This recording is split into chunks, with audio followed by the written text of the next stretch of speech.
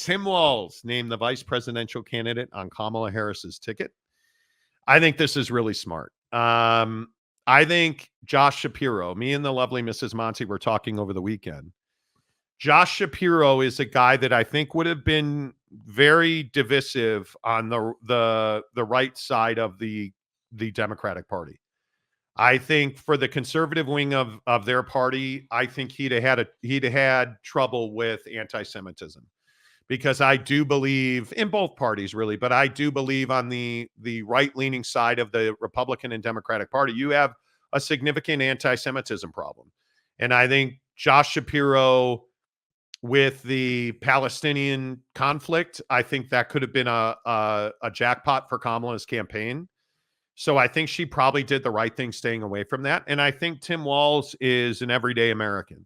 I think he's a guy that is very much a believer in ag. I think he's very much a believer in gun rights. And he's very much a believer in women's right to choose and a woman's right to be in control of her body and her health care. He is a very, very gifted speaker. He does not use big words. He is not the guy that tries to overtalk you.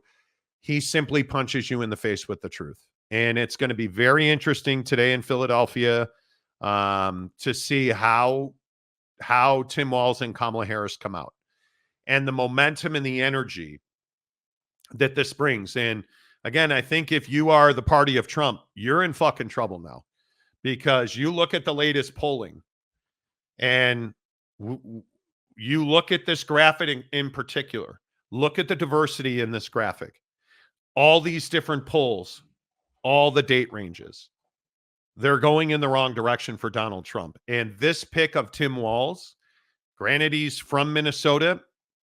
Minnesota's been a Democratic stronghold since the 70s.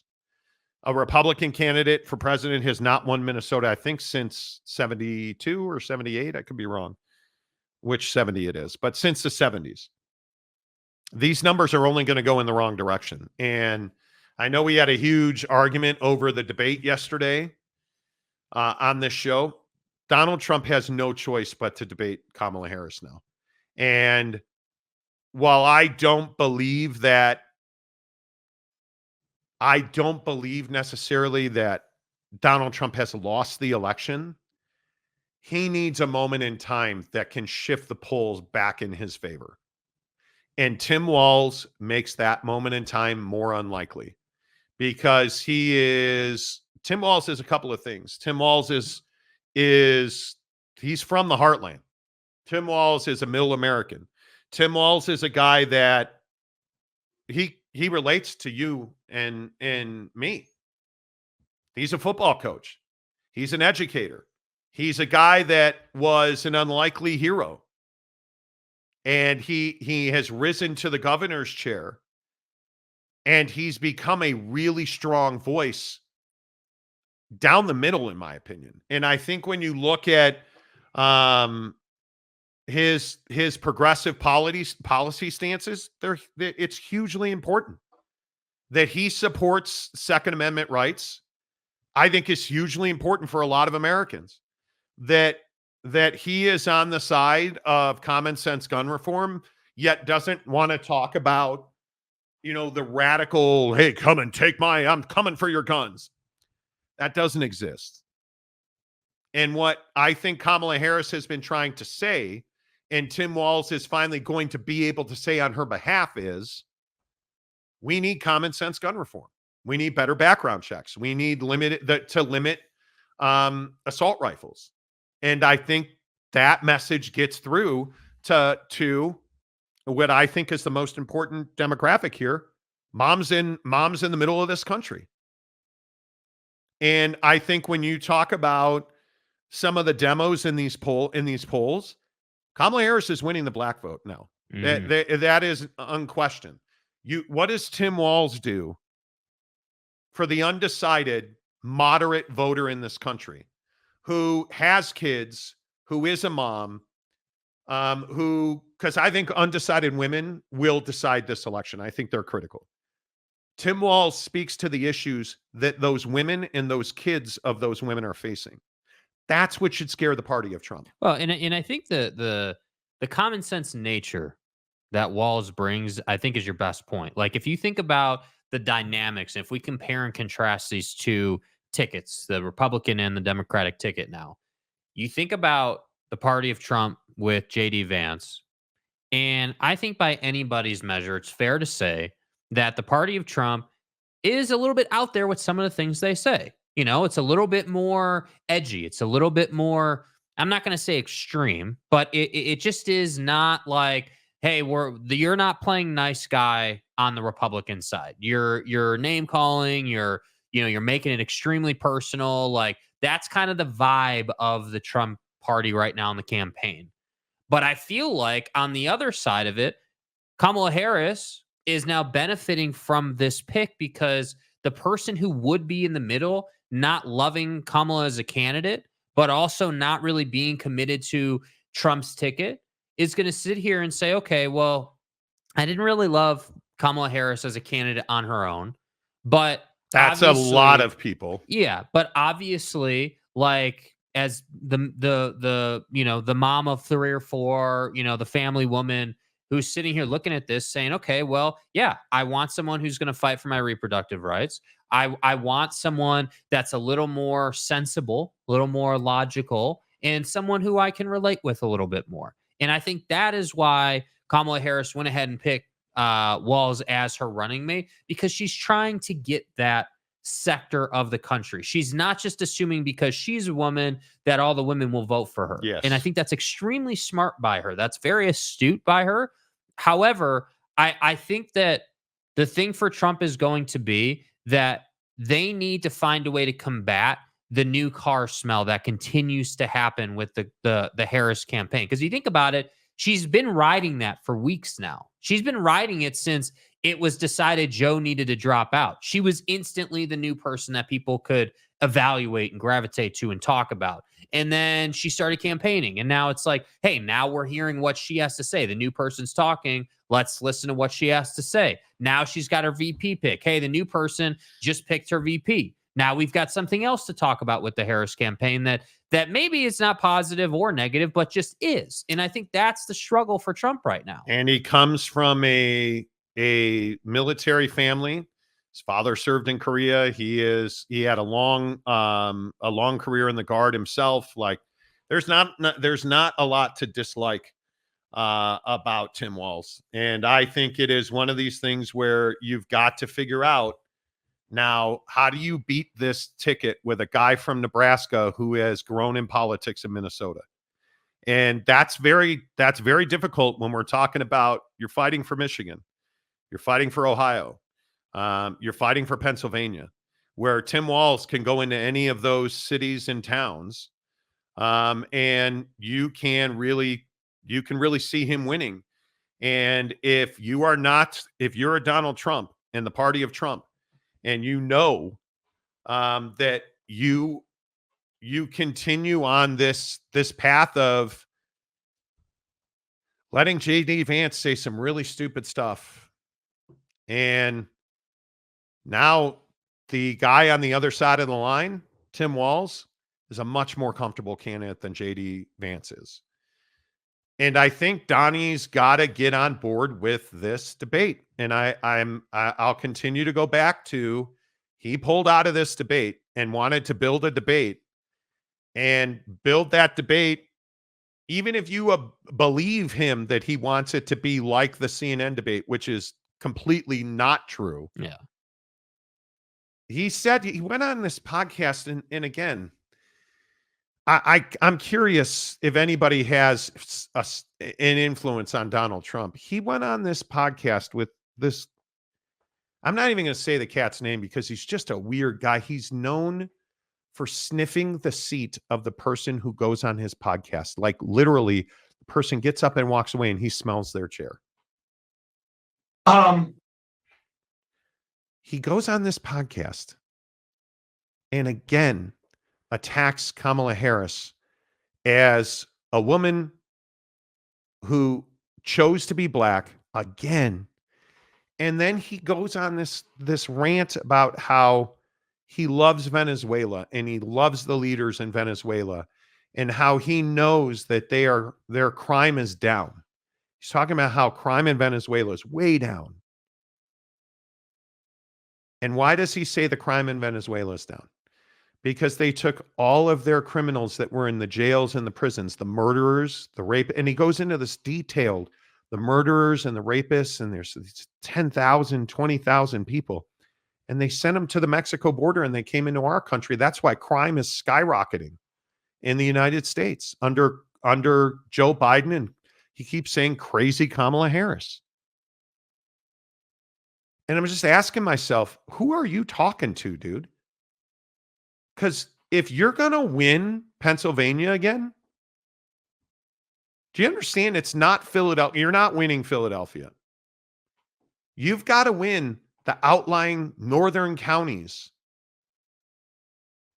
where the moms and the families and the kids live.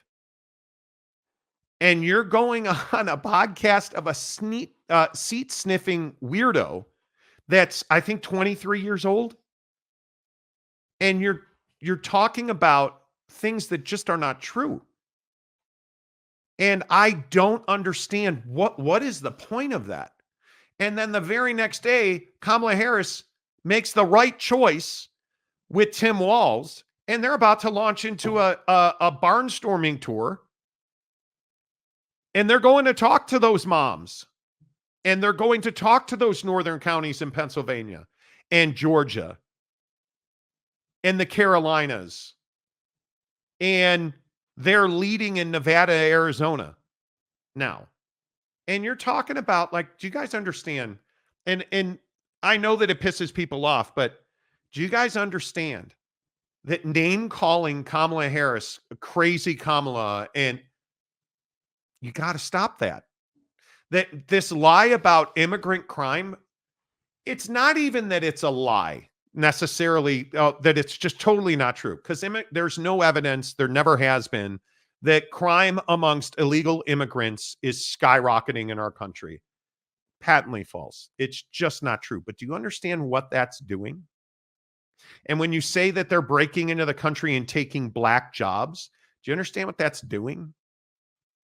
That's eroding your base in the black community. That is, now we're seeing in the polling, that is eroding your base in the Latino community, because what you're saying is these are all tropes pointed at the Latin community that are all murderers and rapists and criminals. When the reality is, who are the people breaking into our country? They're not the criminals and the rapists. They're the people that are oppressed by a dictator in Venezuela, to use Donald Trump's example. So all we're doing is talking about stuff in the party of Trump. It's not true. There's no evidence. He said that Venezuela put all these people on buses and drove them up to the Mexico border, and they all broke into the country. Tens of thousands of them. There's no evidence that ever happened. Crime is not up on the whole in America. It's down. And again, there's no immigrant crime wave. And she's not crazy Kamala. He's back to calling her Kamala now. My man, I'm begging you, get on issue. This election, we're looking at this election, and we won't know about what Tim Walz, what the bump in the polls is, probably for 2 days. I would imagine Thursday, Friday, we'll start getting some real numbers, because the people who do these polls, the Fox News Commission polls, the NBC, the ABC, the CNN polling takes multiple days. Yeah. And so we won't know. But one thing we already know, when Donald Trump goes off script and makes these hot take videos that are now everywhere, his poll numbers are going the wrong direction. Because you can't tell me Americans are like, man, Kamala Harris, that's my candidate. No. I don't believe that she is. No, what they're, dude, it's the exact opposite. What they're saying is, man, Donnie went on some wild ass podcast and is like name calling, and like, it just doesn't look great. I mean, I don't like Harris at all, but Trump's not really giving me anywhere to go. And so again, I personally believe that Harris is not some like groundbreaking candidate. I think she's viewed as a fill-in. I think she's viewed as someone who is just trying to put out a fire, and basically that was the best the Democrats could do. And she's wildly flawed. Yeah. You have all of this stuff like the border issue is talk about fentanyl, which I think is the right thing to talk about. Drug use, fentanyl, talk about narcotics coming over the border. That we know is happening. It's not the numbers that Donnie says, but we know that drugs are coming over the southern border. We know that. We know that terrorists are attempting to come over the Canadian border. Talk about that. Hey, I'm tough on crime. I'm Kamala Harris. Okay. Tell me about crime in San Francisco, because I think trying to tie her to the fall of San Francisco is just very short-sighted, because she had very little to do with that. But you can at least talk on that. He also said on this show that she couldn't pass her bar exam. And this kid that he's on this show with is like, yeah, I know it's terrible. She never passed the bar. She passed the bar exam. She's been a district attorney. She's been an attorney general. And now she's the vice president of the United States. The idea, and what Donald Trump is talking about, she failed the bar exam in California the first time. We've given you the numbers. We've told you that's not uncommon. Yeah. What's uncommon is passing it the second time. That's very uncommon, which she did. She's not stupid. She's not low IQ. She's not crazy. She's a wildly intelligent woman. This whole thing with JD Vance and saying that she can't do anything, she can't speak freely unless she has a teleprompter in front of her. She's proven that not to be true. Like, you're trying to call her stupid. I just feel like everything that they're saying only speaks to the folks who were always going to vote for Trump. Correct. It doesn't speak to the masses who you need to win over to win the election. And I think that's the biggest mistake that they're making. Again, we had this big, long ass, passionate discussion yesterday in the members only group, and there was a bunch of comments on it about how we're pro Harris and you guys are Democrats. And it's like, no, dude, actually, I'm looking at this election and I've told you a million freaking times that I actually don't even think Harris is this amazing candidate. The problem is that she's on message and she's executing and she's reaching people who maybe didn't love her or maybe weren't going to vote for her, but now are feeling like, yeah, Vance actually didn't really pan for Donnie. And I don't really love what's coming out of the Trump campaign right now. And I like a guy like Tim Walz. Tim Walz is from Nebraska. I'm from Kansas. Tim Walz is from Nebraska. He's a football coach. He's a football coach. He talks about protecting the Second Amendment. Like, He talks about crime. He talks about abortion and women's rights. He seems like a good guy. He looks like your grandpa. Yeah. And yet he's energetic and he's young and he speaks well. And to his credit, he's on message. So I don't know. I think this is a very critical day for Donald Trump. If I were Donald Trump today, I would not be saying two words. I would not be making statements. I really hope he stops going on these podcasts like this. God, what is RFK Jr. doing? Yeah. Not being in the race. He made a video with Roseanne Barr. He makes this video with Roseanne Barr. And he made her look like the normal one. And if you know Roseanne Barr, she's not normal. She is. I worry about her mental stability. He goes on this podcast with Roseanne Barr. I don't even know if it was a podcast. He released a video. So the New Yorker has released a really damaging piece on RFK. And as we've talked about on the show, he is not the guy. He makes this story about how he was driving and he saw somebody hit a juvenile bear with their car.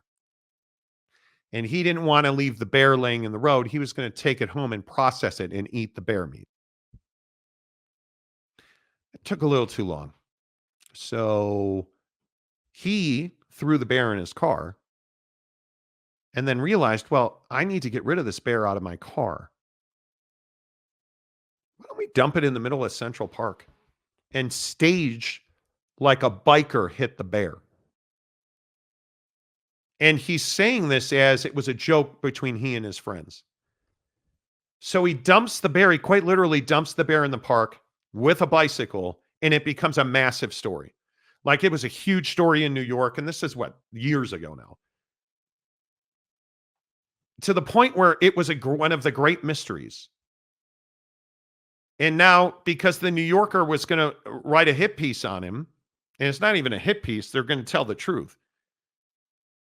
You decide to come out and admit that you left this bear in Central Park and wasted taxpayer allocated money and resources in cleaning that bear up and trying to figure out how it got there. Because again, I know we don't think ahead. Bears don't actually have a habitat in Central Park.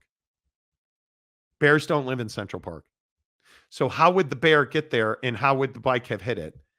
And as soon as they did the necropsy, as soon as they did the postmortem on the bear, they realized somebody dumped it there because it had been hit by a car. And it was this great mystery. And now he's coming out and saying he did it. Why? Are you trying to help yourself? Because you're not helping it. Like, this from the guy, isn't he the guy who said he has worms in his brain? Like, what are we doing? These are our politicians now. So that's what I'm saying, man. It's not that I want Harris to be the top line Democratic candidate on the ticket, or I want this or that. I'm just dealing in what we have, and frankly, I'm a little burned out on the lack of professionalism on the Republican side, not just with Trump, but just the whole thing. And I have trouble with this Republican side Donald Trump thing. And I know I keep saying this, and a bunch of you hit me in the comment section.